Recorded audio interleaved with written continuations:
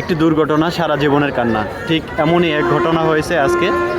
ভোলা থেকে ঢাকা আসার উদ্দেশ্যে একটি লঞ্চ এবং বরিশাল থেকে ঢাকা আসার উদ্দেশ্যে একটি লঞ্চ, যেটি দুটো লঞ্চ রাত্র 2টায় সংঘর্ষ হয়ে ভোলা থেকে ছেড়ে আসা যে লঞ্চটি ঢাকার উদ্দেশ্যে আসছে সেটার স্পটে 6জন মানুষ নিহত এবং আহতর কথা এখনও বলা যায়নি। তাদের স্বজনরা সদরঘাটে এসে তাদের নিহত ব্যক্তিদেরকে রিসিভ করার জন্য এসেছে, আর তাদের কান্নার আহাজারি।